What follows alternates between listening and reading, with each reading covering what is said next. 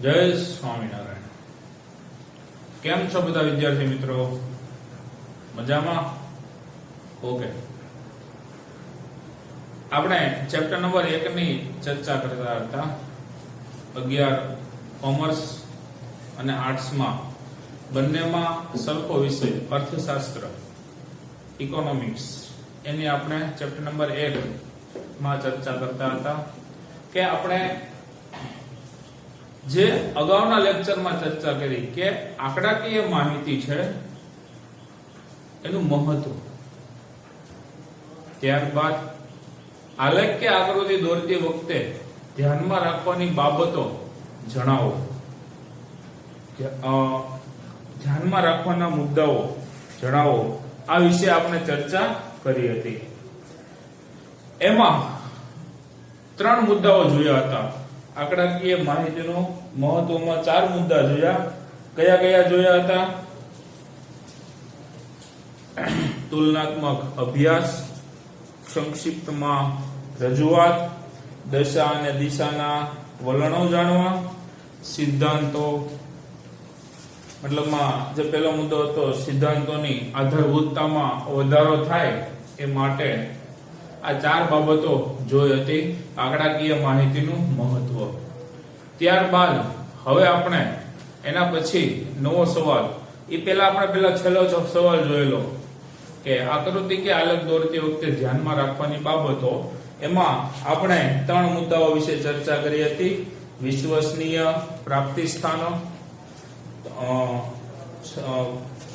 વિશ્વસનીય પ્રાપ્તિ સ્થાનો, સ્વતંત્ર ચલ અને પરતંત્ર ચલ, અને ત્રીજો મુદ્દો સ્કેલ માપની પસંદગી। આ 3 મુદ્દાઓ વિશે ચર્ચા કરી હતી।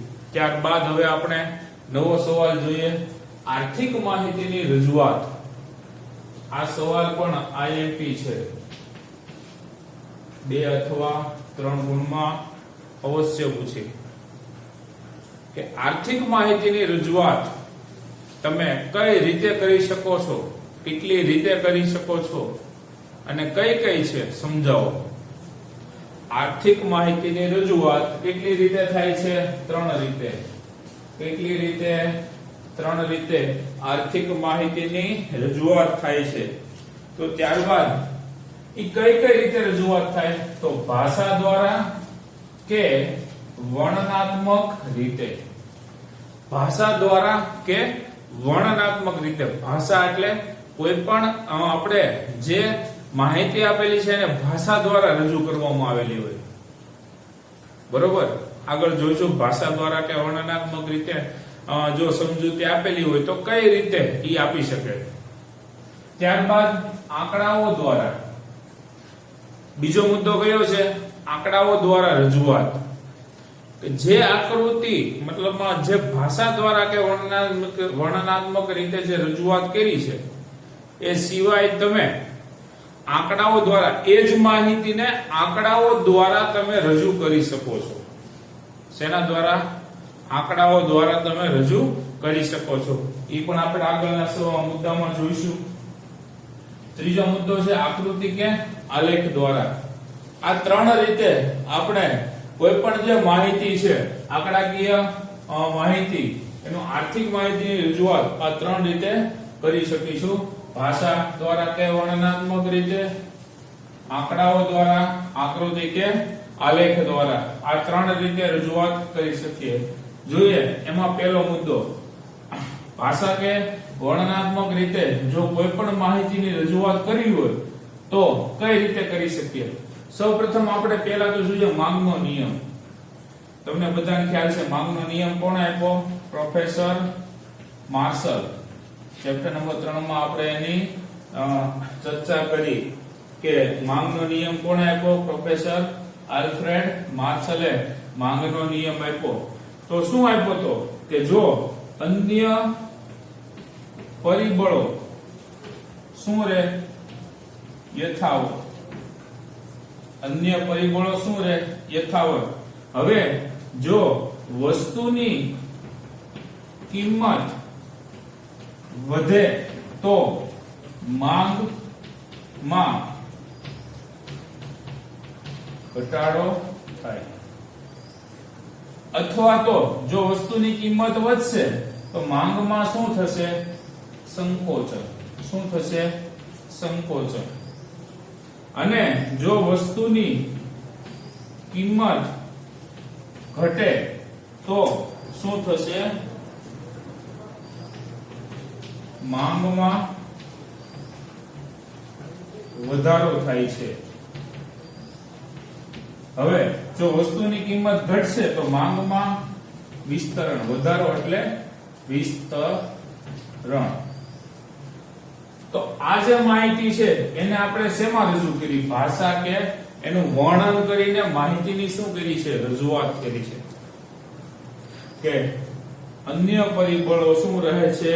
યથાવત. અન્ય પરિબળો યથાવત રહે એટલે કે જે કંઈ પણ માહિતી આપેલી છે, જે અન્ય પરિબળો, આપણે માંગને અસર કરતા પરિબળોને કેટલા ભાગમાં વહેંચ્યા? બે. પહેલું વસ્તુની કિંમત અને કિંમત સિવાયના અન્ય પરિબળો. તો આજે ચર્ચા કરી કે અન્ય પરિબળો યથાવત રહે, વસ્તુની કિંમત વધે તો માંગમાં ઘટાડો થાય. ઘટાડો એટલે સંકોચન થાય. જો વસ્તુની કિંમત ઘટે તો માંગમાં શું થશે? વધારો થાય. વધારો એટલે વિસ્તરણ. સ્વાભાવિક છે. અહીંયા માંગ કોના દ્વારા કરવામાં આવે છે? ગ્રાહક દ્વારા કરવામાં આવે છે. ગ્રાહકો શું વિચારે છે કે જો મને ઓછી કિંમતે વધુ વસ્તુ મળશે તો હું ત્યારે વસ્તુની ખરીદી કરીશ. અત્યારે વસ્તુની કિંમત વધુ છે તો મારે એ વસ્તુ ખરીદવી જરૂર ન હોય તો હું ન પણ ખરીદું, અથવા તો જે પ્રમાણમાં જરૂર છે એ મુજબ એ વસ્તુની શું કરીએ છીએ? ખરીદી કરીએ છીએ. બરોબર. તો આ આપણે ભાષા કે વર્ણનાત્મક રીતે તેની રજૂઆત જોઈ. ત્યારબાદ આ ભાષા અને વર્ણનાત્મક સિવાય આપણે બીજો કઈ રીતે આંકડાઓ દ્વારા તેનું વર્ણન કરી શકીએ છીએ? જો વસ્તુની કિંમત વધે, ધારો કે 1 રૂપિયા કિંમત હોય, 2, 3, 4 અને 5. વસ્તુની કિંમત 1 રૂપિયા છે તો વસ્તુની કિંમત વધે તો માંગમાં શું થાય? ઘટાડો. વસ્તુની કિંમત 1 રૂપિયા છે ત્યારે તેની માંગ 500 એકમ. વસ્તુની કિંમત વધે છે, 1 રૂપિયાથી વધીને કેટલી થઈ? 2 રૂપિયા. તો એની માંગમાં શું થાય છે? ઘટાડો. ફરી પાછી વસ્તુની કિંમત વધીને 3 રૂપિયા થઈ, માંગમાં શું થયું? ઘટાડો. તો જોઈએ 5 રૂપિયા કિંમતે માંગ કેટલી? 100. તો વસ્તુની કિંમત વધે તો માંગમાં ઘટાડો. વસ્તુની કિંમત 1, 2, 3. વસ્તુની કિંમત 3 રૂપિયા, 4 રૂપિયા, 5 રૂપિયા એમ સતત જો વસ્તુની કિંમતમાં વધારો થતો જાય છે તો એના કારણે વસ્તુની માંગમાં શું થતો જાય છે? ઘટાડો. 1 રૂપિયા કિંમત છે ત્યારે માંગ કેટલી? 500. 3 રૂપિયા કિંમતે માંગ કેટલી? 300. 5 રૂપિયા કિંમતે માંગ કેટલી? 100. આનાથી વિરુદ્ધ જોઈએ તો વસ્તુની કિંમતમાં જો ઘટાડો થાય, 4 રૂપિયા કિંમત તો માંગ કેટલી? 200. 2 રૂપિયા કિંમત તો માંગ કેટલી? 400. 1 રૂપિયા કિંમત તો માંગ કેટલી? 500. તો આ નિયમને આપણે આંકડા દ્વારા પણ રજૂ કરી શકીએ છીએ. તો આ આંકડાઓ એ જ બાબત સ્પષ્ટ થાય છે કે વસ્તુની કિંમત વધે તો માંગ ઘટે અને જો વસ્તુની કિંમત ઘટે તો માંગ વધે. આ આપણે ઉદાહરણ છે. આવું તમે પુરવઠાનું પણ લઈ શકો. પુરવઠાનો નિયમ, એનો અનુસૂચિ અને એની આકૃતિ કોઈ પણ તમે લઈ શકો છો આંકડા દ્વારા માહિતીની રજૂઆત કરવી હોય તો. આના ઉપરથી તમને કહેવાનું એટલું જ કે આલેખ દોરતી વખતે તમે 3 રીતે, હવે ભાષા છે એટલે એની સમજૂતી થઈ ગઈ. આ જે કોષ્ટક છે એ તમને આપેલો છે, એના ઉપરથી તમારે આલેખ દોરવાનો. આલેખ ઉપરથી તમારે સમજૂતી એટલે કે ભાષા દ્વારા વર્ણન કરવાનું. ત્રીજો મુદ્દો જોઈએ આકૃતિ કે આલેખ દ્વારા. જે આકૃતિ છે અને આલેખ છે એ આકૃતિ કે આલેખ દ્વારા તમે રજૂ કરી શકો. તો 1 રૂપિયા કિંમત, આમ જો તમે આ માંગની આકૃતિ છે, બરોબર, તમને બધાને આવડે જ છે. OX ધરી પર વસ્તુની માંગ એકમમાં, OY ધરી પર વસ્તુની કિંમત રૂપિયામાં દર્શાવવામાં આવી છે, બરોબર છે. તો આ આંકડાઓ 1 રૂપિયા કિંમતે માંગ કેટલી? 500. 2 રૂપિયા કિંમતે માંગ કેટલી? 400. 3 રૂપિયા કિંમતે માંગ કેટલી? 300. 4 રૂપિયા કિંમતે 200. 5 રૂપિયા કિંમતે 100. એટલે આ તમને એક ડીડી, જે આ જે રેખા છે ડીડી, ઈ કઈ રેખા? માંગ રેખા. રેખાને શું નામ આપ્યું? માંગ રેખા. તો આ માંગ રેખા આપણે દોરી. તો આ આંકડા દ્વારા, ભાષા દ્વારા આપણે આંકડામાં રજૂ કર્યું, આંકડા દ્વારા આપણે શું રજૂ કર્યું? આકૃતિ કે આલેખ રજૂ કર્યો. બરોબર? તો આ રીતે તમે હવે તમે જુઓ તો આ જે ઉદ્ગમ બિંદુ છે,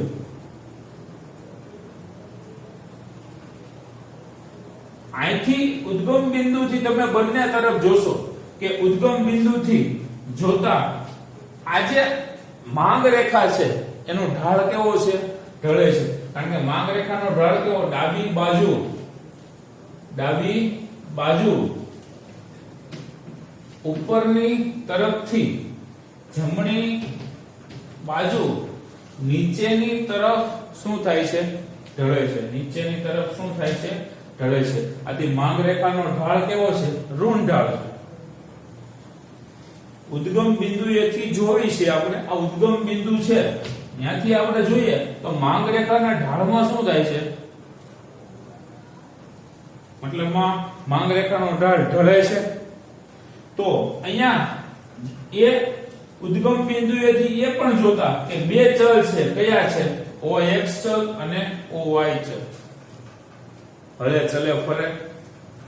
હલો, જાય છે કે સમજાય છે? સમજાય છે. તો બે ચલ OX અને OY. OX ચલ ઉપર આપણે શું દર્શાવ્યું? માંગ. OY ધરી ઉપર વસ્તુની કિંમત. આપણે કાલે છેલ્લા સવાલમાં મતલબમાં જોયું કે જે આંકડાકીય માહિતી છે એમાં સ્વતંત્ર અને પરતંત્ર ચલ છે, ઈ માહિતી આપણે કઈ શેના આધારે દર્શાવી શકીએ છીએ? બરોબર? તો ઉદ્ગમ બિંદુએથી જોતા માંગ રેખા ઢળે છે. અહીંયા બે ચલ OX અને OY. આથી બે ચલો વચ્ચે કેવો સંબંધ છે? કાર્ય કારણનો સંબંધ જોવા મળે છે. ખ્યાલ આવી ગયો? અહીંયા આકૃતિ કે આલેખ દ્વારા તમે આ રીતે રજૂ કરી શકો છો. બરોબર? આ સવાલની હું તમને PDF મોકલી દઈશ. એમાં જે રીતે લખેલ છે એ રીતે તમે વ્યવસ્થિત લખી લેજો. બરોબર? હવે આના પછીની જે આપણે પરીક્ષા આવશે એ ચેપ્ટર નંબર 1 અને 2 ની રહેશે. બરોબર છે? હજી તો પરીક્ષાને ઘણી વાર છે, ત્યાં સુધીમાં આપણું ચેપ્ટર લગભગ પૂર્ણ થઈ જાય તો આખું ચેપ્ટર આવશે. નહીતર જ્યાં સુધી અભ્યાસક્રમ ચાલે ત્યાં સુધીનો પહેલા ચેપ્ટરમાંથી એટલો રહેશે, બીજું ચેપ્ટર છે એ આખું આવશે. બરોબર? એની હું તમને જાણ કરી દઈશ કે ક્યાં સુધીનો સિલેબસ આપણે પરીક્ષામાં છે એ. આ સિવાય હવે પછી તમારે એક યુનિટ ટેસ્ટ આવે છે, નજીકમાં જ છે. Model test coming soon. Model test જેમાં આપણે ચેપ્ટર આઈ થિંક આમ તો 50 ગુણની પરીક્ષા રહેશે. મેં તમને જે માળખું પેપરનું આપણે જે લઈએ છીએ, પહેલા MCQ, પછી એક વાક્યના સવાલ, પછી 2 ગુણના સવાલ, પછી 3 ગુણના સવાલ, પછી 5 ગુણના સવાલ, આ રીતે જ 50 ગુણની પરીક્ષા રહેશે. એના ચેપ્ટરની જાણ હું તમને આગળના સમયમાં કરીશ. ઓકે? જય સ્વામિનારાયણ.